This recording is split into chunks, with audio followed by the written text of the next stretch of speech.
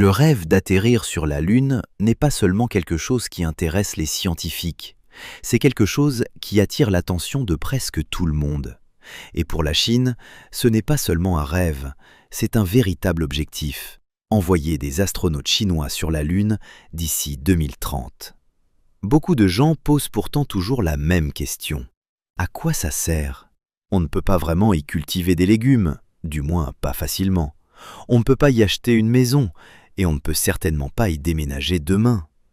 Alors comment tout cela peut-il réellement aider les gens sur Terre? Pour la Chine, la Lune ne se résume pas à planter un drapeau et prendre des photos. Il s'agit de statut, de technologie et de puissance à long terme. Dans le monde d'aujourd'hui, les pays qui dominent l'espace dominent généralement aussi la technologie de pointe, l'ingénierie et même les capacités militaires. Si la Chine fait atterrir des humains sur la Lune, c'est en quelque sorte une manière de dire « nous faisons désormais partie du premier rang ». Aujourd'hui, dans de nombreux domaines mondiaux, en particulier la technologie et l'économie, les États-Unis fixent beaucoup de règles. L'espace ne fait pas exception. Prenons par exemple la Station spatiale internationale. Elle est censée être un laboratoire international où les pays travaillent ensemble en orbite. Au fil des années, de nombreuses nations y ont envoyé des astronautes, y compris la Russie, qui possède l'un des programmes spatiaux les plus puissants au monde. La Chine n'en fait pas partie. En 2011, les États-Unis ont adopté une loi qui a essentiellement interdit à la NASA de collaborer avec la Chine dans le domaine spatial.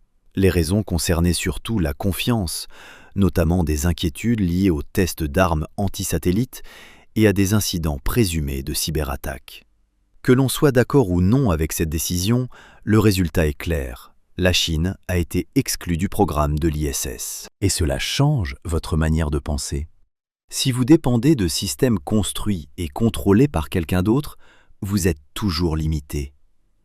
L'espace est stratégique. Ce n'est pas seulement de la science, c'est aussi de l'influence. Si la Chine développe ses propres capacités et s'établit sur la Lune, elle ne joue plus selon les règles de quelqu'un d'autre. Mais soyons réalistes, la politique seule ne suffit pas à justifier des milliards dépensés pour aller sur la Lune.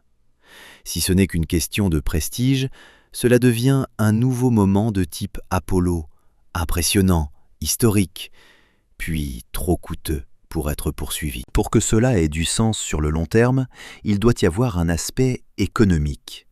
Et c'est là que les ressources entrent en jeu. Les ressources de la Terre ne sont pas infinies. La sécurité énergétique est un enjeu sérieux pour chaque grande nation. L'histoire montre que des pays ont fait la guerre pour le pétrole, le gaz et les minerais. La plupart des terres de la planète sont déjà réparties. Si vous voulez accéder à quelque chose de nouveau, il ne reste plus beaucoup d'options intactes. Sauf l'espace. La Lune est essentiellement notre voisine la plus proche, et elle regorge de matières premières. L'une des plus discutées est l'hélium-3, un isotope rare sur Terre qui pourrait potentiellement être utilisé pour la fusion nucléaire. La fusion n'est pas encore totalement développée, mais si elle fonctionne à grande échelle, elle pourrait fournir d'énormes quantités d'énergie propre. Et on pense que la Lune possède bien plus d'hélium-3 que la Terre. En plus de cela, la surface lunaire contient du titane, de l'aluminium, du fer et d'autres métaux. Ceux-ci ne sont pas seulement utiles pour la Terre, ils pourraient être essentiels pour construire des infrastructures dans l'espace. Au lieu de lancer absolument tout depuis la Terre, ce qui coûte incroyablement cher, les futures missions pourraient utiliser les matériaux lunaires pour construire des stations, des dépôts de carburant, voire des composants de vaisseaux spatiaux. Du point de vue de la Chine, si vous ne vous lancez pas tôt, quelqu'un d'autre le fera. La Lune peut sembler vide, mais cela ne durera pas éternellement. Les pays qui établiront une présence en premier pourraient façonner les règles, les normes et la future économie spatiale. Une autre grande raison derrière un alunissage habité est la modernisation industrielle. Aujourd'hui, le monde dispose de très peu de technologies dans le domaine de l'atterrissage lunaire habité. C'est incroyablement complexe. Si la Chine parvient à construire un système lunaire complet, indépendant et avancé, fusées, vaisseaux spatiaux, systèmes de survie, systèmes d'énergie, opérations de surface, ce n'est pas seulement une réussite spatiale, c'est le contrôle d'un écosystème industriel de pointe. Si la Chine développe des technologies clés et des brevets dans ce domaine, les futurs pays ou entreprises qui voudront aller sur la Lune pourraient devoir s'appuyer sur des systèmes, des composants ou des normes chinois. Cela change l'influence d'une manière très concrète. Mais l'impact ne s'arrête pas à l'espace. Quand on fait progresser la technologie aérospatiale, on fait automatiquement progresser des dizaines d'autres industries. Conception de vaisseaux spatiaux, fabrication de précision, science des matériaux, stockage de l'énergie, contrôle thermique, intelligence artificielle, robotique, tout progresse ensemble. Un programme lunaire force les percées technologiques parce qu'il fonctionne à la limite absolue de ce qui est possible. Envoyer des humains sur la Lune et les maintenir en vie là-bas pousse la science et l'ingénierie à leurs limites. Et historiquement, lorsque les ingénieurs sont obligés de résoudre des problèmes extrêmes, ils trouvent des solutions extrêmes. C'est à ce moment-là que l'innovation explose. Regardez l'époque d'Apollo. Les défis pour atteindre la Lune ont conduit à des avancées technologiques dont nous bénéficions encore aujourd'hui. Beaucoup de ces technologies ne sont pas restées dans l'espace, elles sont discrètement entrées dans la vie quotidienne. Vous pourriez penser « Je ne vois aucune technologie spatiale autour de moi ». En réalité, vous l'utilisez tous les jours. Votre smartphone, par exemple, doit une partie de son héritage technologique aux premiers systèmes informatiques portables développés pour les astronautes pendant les missions Apollo. Des ordinateurs compacts et fiables à bord étaient essentiels pour des missions comme Apollo 11, et cette recherche de miniaturisation a contribué à façonner l'avenir de l'électronique grand public. La technologie médicale en a aussi bénéficié. Les systèmes portables de surveillance conçus pour suivre les signes vitaux des astronautes ont influencé le développement d'appareils comme les pompes à insuline. Les aliments lyophilisés, initialement perfectionnés pour les voyages spatiaux, sont aujourd'hui courants dans l'alpinisme, les kits d'urgence et le stockage alimentaire à long terme. Les tissus ignifuges développés pour protéger les astronautes sont désormais largement utilisés par les pompiers dans le monde entier. Même les matériaux super isolants conçus pour protéger les astronautes contre les variations extrêmes de température dans l'espace ont trouvé leur place dans l'isolation des bâtiments, les équipements médicaux, les vêtements d'hiver et les produits de consommation. Et ce n'est pas seulement à propos des missions lunaires du passé. Les technologies testées aujourd'hui sur la Station spatiale internationale, en particulier les systèmes de purification de l'air et de l'eau, sont déjà adaptées pour aider les communautés confrontées à la pénurie d'eau ici même sur Terre. C'est ça, la particularité des technologies spatiales. Elles ne restent jamais vraiment dans l'espace.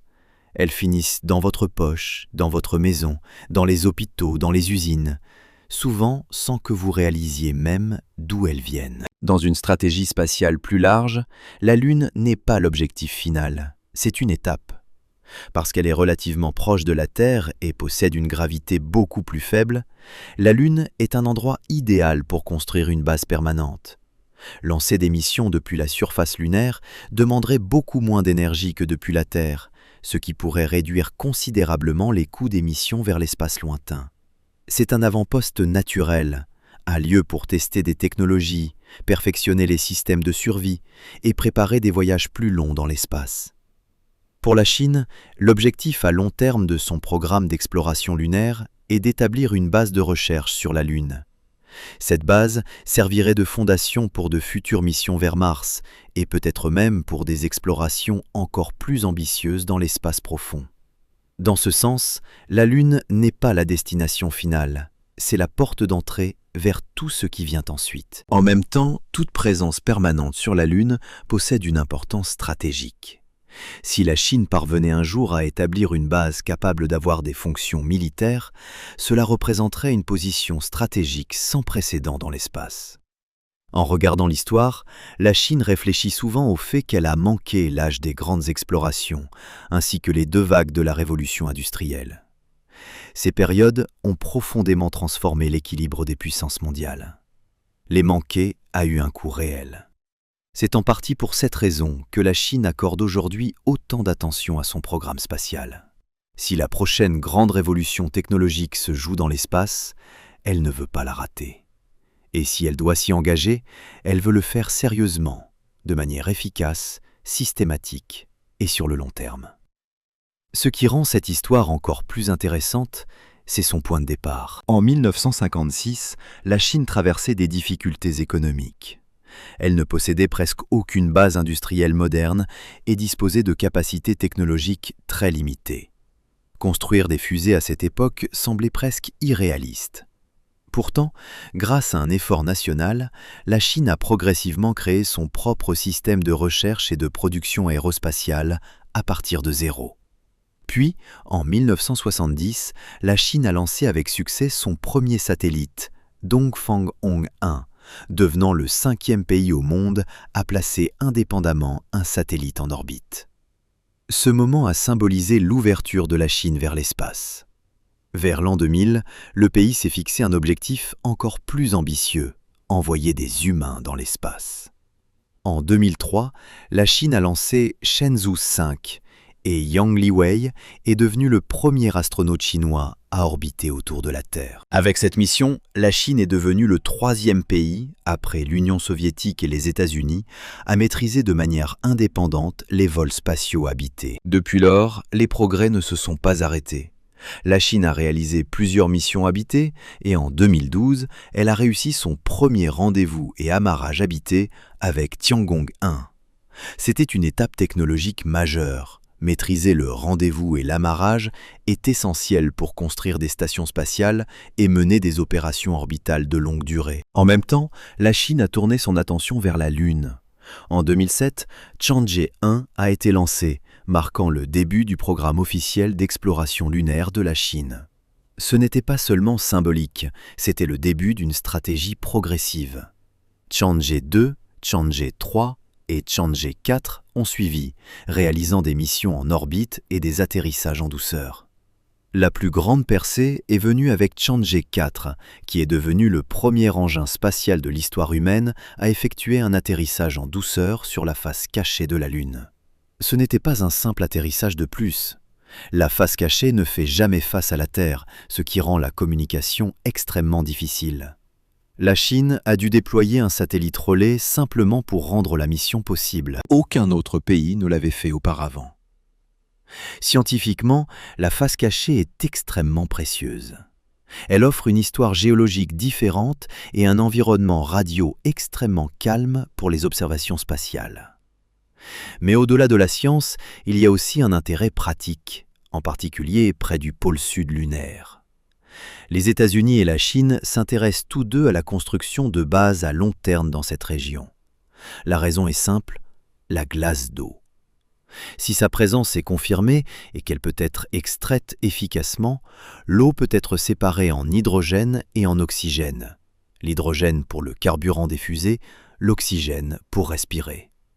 Là où il y a de l'eau, il y a la possibilité d'une présence humaine durable. Et là où les humains peuvent rester longtemps, l'industrie finit souvent par suivre.